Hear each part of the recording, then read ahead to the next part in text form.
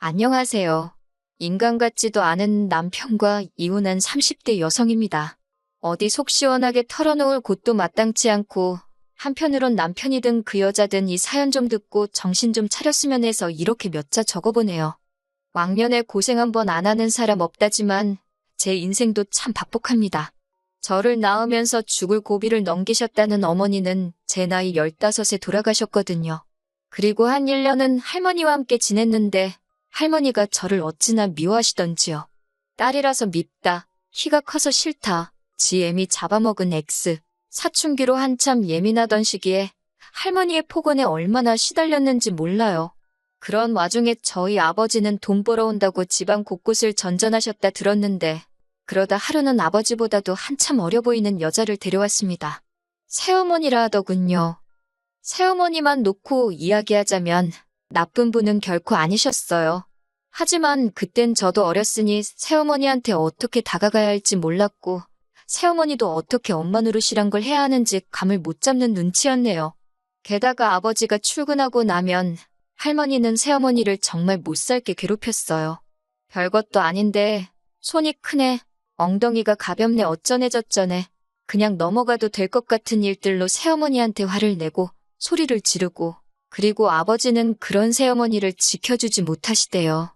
그도 그럴 것이 어려서는 잘 몰랐는데 돌아가신 어머니 병원비다 뭐다 해서 아버지가 할머니한테 돈을 많이 가져다 썼던 모양이에요. 할머니도 할머니대로 다 큰 아들이 저러니 얼마나 답답했겠어요? 그러니 그 화풀이를 저한테 하다가 나중엔 애먼 새어머니한테 했던 거지요. 그리고 아버지는 자기 때문에 새어머니가 공경에 처하는 걸 뻔히 알면서도 나몰라라 하기 일쑤였고요. 결국 저희 새어머니는 아버지가 돈 벌어온다고 지방에 내려간 어느 날 오밤중에 흔적도 없이 사라졌습니다. 이후로 아버지가 어떤 심정으로 사셨는진 솔직히 모르겠어요. 단 한 번도 저에게 그 속을 내비치신 적이 없으니까요. 다만 새어머니까지 집을 떠나자 아버지는 완전히 일을 손에서 놓으셨습니다. 자식인 저는 눈에 보이지도 않았나 봐요. 하루가 멀다 하고 낮밤으로 술만 찾아대셨지요. 누가 술이라도 한 잔 사준다 하면 거절하는 법이 없었고요. 돌아가신 그날도 동네 아저씨들하고 술을 드셨대요. 한 아저씨가 데려다 준다 하는 걸 아버지가 자긴 멀쩡하다고 고집을 피우곤 혼자 집으로 향하셨다는데 경찰한테 전화를 받고 병원으로 가니 이미 싸늘하게 식어버린 아버지가 저를 기다리고 계셨습니다. 도로에서 자동차 세대에 연달아 치이셨다고요. 저희 아버지 사건은 뉴스에도 나오고 잠깐이나마 세상을 떠들썩하게 했지만 금방 또 잊혀졌어요. 세상살이가 원래 그렇잖아요. 이후로 저는 다시 할머니와 둘이 지내게 되었는데 이렇게 표현해도 될지 모르겠지만 사는 게 아니대요. 아버지가 그랬듯이 할머니도 술을 찾기 시작하셨고 언젠가 한 번은 저더러 공부는 해서 뭘 하냐며 제 교과서를 다 찢어버리셨지요. 그러다 고등학교를 졸업한 다음 날 할머니가 저를 불러 200만 원을 손에 쥐어주시더니 나가랍니다. 저를 보면 돌아가신 어머니 아버지 생각이 나서 억장이 무너진다고 당신 앞에서 사라지라대요. 그렇게 집을 나왔어요.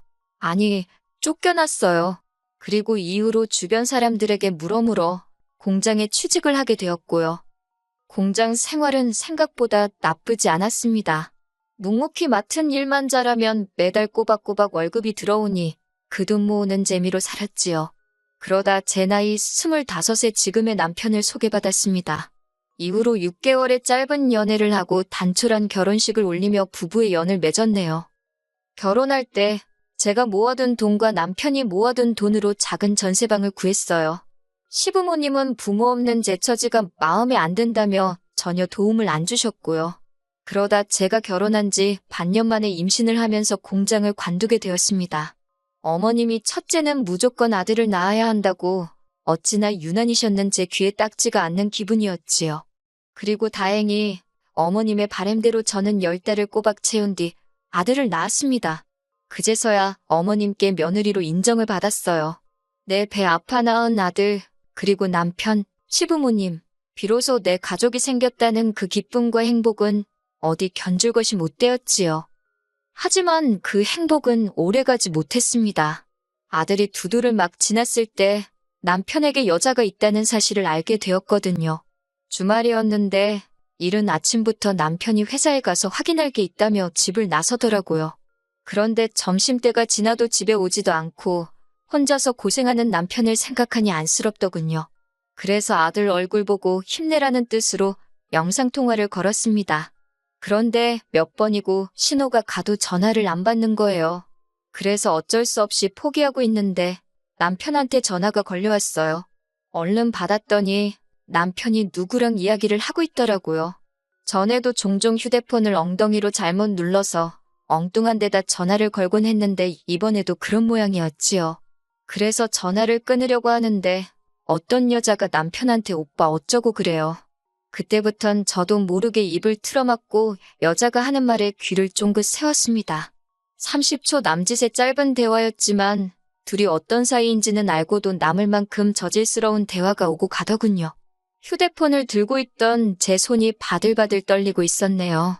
남편은 그날 늦은 밤이 돼서야 들어왔습니다. 남편에게 데이트는 잘했냐고 물으니 남편이 뜬금없이 그게 무슨 소리냐고 그래요. 그래서 아까 휴대폰으로 당신이 생중계해주지 않았냐 했지요. 그러자 남편이 허겁지겁 자기 휴대폰을 확인하더니 되도 않는 변명을 늘어놓더군요. 영업하느라 만난 거라나 어쩐다나 영업을 몸으로 삶아떼고 하냐고 쏘아붙이니 저더러 하는 말이 집구석에 있는 제가 뭘 알겠냐입니다. 그러면서 저더러 거울 좀 보래요. 일주일 중 하루 쉬는데 너가 남자면 너 같은 여자랑 집구석에 있고 싶겠냐고요. 비참하고 화도 나고 더 속상한 건 이럴 때 전화할 친정도 친구도 없다는 사실이었어요. 그런데 누구한테라도 이야기를 하지 않으면 속이 까맣게 타들어갈 것 같더라고요. 그래서 고민 끝에 같이 공장에서 일하던 언니한테 전화를 걸었습니다. 언니가 제 이야기를 듣더니 잘 살고 있는 줄 알았는데 이게 웬일이냐며 그래도 이혼은 하지 말라대요. 지금 네가 가진 게 뭐가 있냐고 이혼하면 그 XX들만 좋은 일 시키는 거라고요. 그러면서 이참에 저더러 다시 일을 시작하래요. 어쨌든 돈이라도 몇 푼 쥐고 있어야 더 더러운 꼴은 안 볼 거라면서요. 언니 말을 듣다 보니 일리가 있더라고요. 당장 남편을 보면 더럽고 혐오스러울 것 같은데 그간 모은 돈은 이 집구석에 다 묶여있지.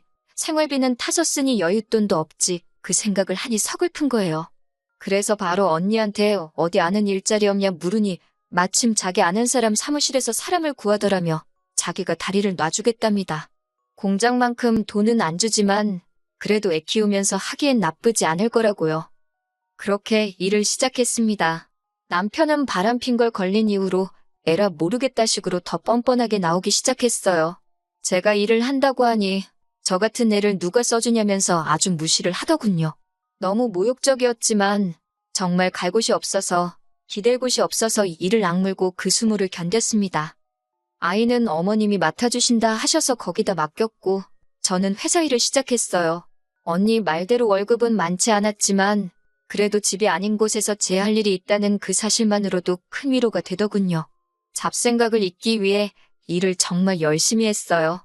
사장마저 저한테 적당히 하라고 할 정도로 말이에요. 저는 월급을 받으면 70%를 주식에 부었습니다. 위험한 게임이라고 생각했지만 이렇게 하지 않고는 돈을 불릴 방법이 안 보이더라고요. 그리고 마침 사장이 제가 주식에 관심을 보이니 자기도 주식 투자를 하고 있다며 이리저리 도움을 주었어요. 이후로 어느 정도 그렇게 제 손에 목돈이 생기니 자신감도 생기대요. 남편이 바람을 피든 말든 무관심해지더라고요. 저 인간 없다고 내가 못 살 것도 아니다 싶었달까요. 그렇게 한 2년쯤 지났습니다. 아들은 어느덧 유치원생이 되었고 저도 회사에서 완전히 자리를 잡은 상황이었지요. 하지만 남편에게는 계속해서 근근히 계약직을 유지하고 있다는 식으로 이야기를 했어요. 혹시나 저한테 돈이 있는 걸 알면 어떻게든 뺏으려 들진 않을까 걱정이 되었거든요. 그리고 여자의 눈이 멀어서 그런 건지 제 말을 그냥 고지고대로 믿대요. 아니, 어쩌면 그냥 관심이 없었던 걸 수도 있고요. 솔직히 말하자면 가정은 지키고 싶었어요. 남편이 미워서 정말 죽기를 바란 적도 있었지만 그래도 아들을 위해서 이혼만은 안 하고 싶었지요. 어머님 아버님과는 원만하게 지내고 있었으니 남편만 제자리를 찾으면 될 것 같았거든요.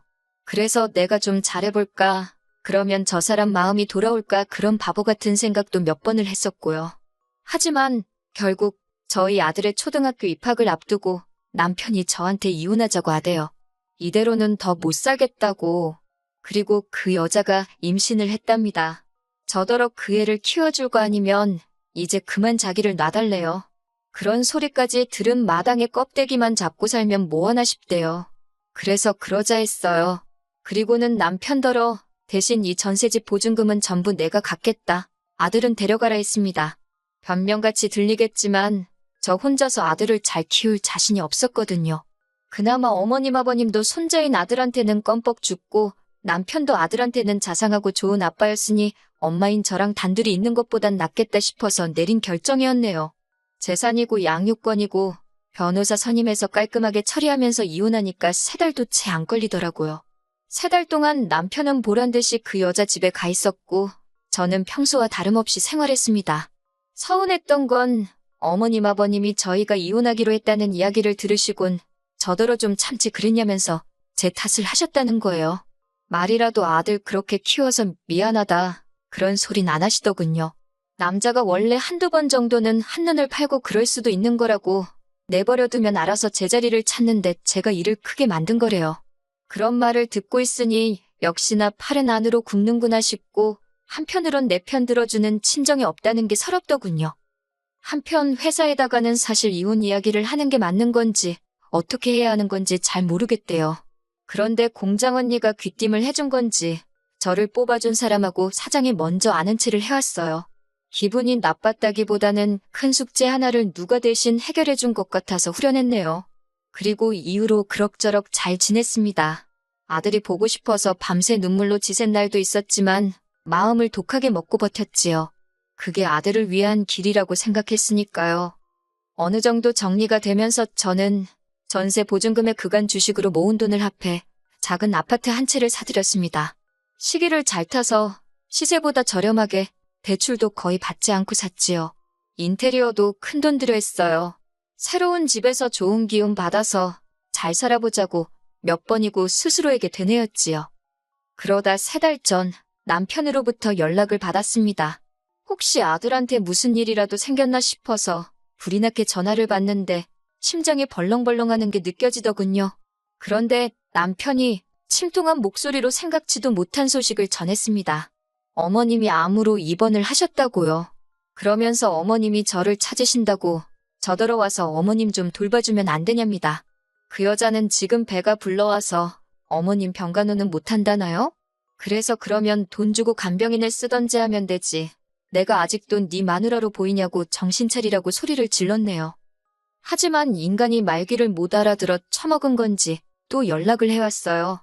전 솔직히 시어머니가 돌아가시기라도 한 줄 알았습니다. 그런데 전화를 받으니 대뜸 악을 쓰대요. 그 소리가 어찌나 크던지 고막이 다 찢어지는 줄 알았다니까요. 남편이 대뜸 저더러 저 때문에 그 여자가 유산을 했답니다. 밑도 끝도 없는 남편의 말에 황당해서 그게 무슨 소리냐니가 제가 어머님 병간호를 안 해줘서 그 여자가 병간호를 했다나요? 어이가 없어서 간병인을 쓰면 되지. 그걸 왜 임산부를 시켰냐고 쏘아붙였지요. 그랬더니 그 여자가 어머님한테 잘 보이고 싶다면서 자진해서 한다고 했대요. 더 어이가 없었지요. 지가 한 걸 왜 나한테 날린가 싶어서. 그런데 어머님이 자꾸 그 여자 하는 것마다 저랑 비교를 하셨나 봐요. 그 여자가 스트레스 받는다고 몇 번을 이야기하더니 결국 출산을 한 달도 안 남기고 애를 잃었다고요. 듣고 있으니 그 여자도 어지간히 멍청하네 싶으면서도 그게 왜 내 탓이라는 건지 점점 화가 나는 거예요. 결국 열받아서 이게 다 당신이 남한테 피해주고 살아서 주변 사람들이 벌 받는 거라 했습니다. 네가 남의 가슴에 못 박은 거 지금 돌려받는 거라고 다 네 업보 때문이라고요. 그러면서 애 하나로 끝날 것 같냐고 지금 생각해보면 꽤나 잔인한 말을 퍼부었던 것 같아요. 솔직히 제가 남편 뺨을 올려치거나 그런 건 아니지만 정말 신이 있구나 싶어서 무섭기도 하고 남편이 처한 상황이 고소하기도 하고 그래요. 카르마라는 게 정말 있기는 한가 봅니다. 아, 그리고 이런 와중에 속 편한 소리 같지만 저는 회사 사장님하고 조금씩 서로를 알아가 보기로 했어요. 그리고 아들에 대한 친권과 양육권을 되찾아오기 위해 변호사도 선임했고요. 하루빨리 모든 게 정리가 돼서 제 인생에도 따뜻한 봄날이 찾아오면 좋겠습니다.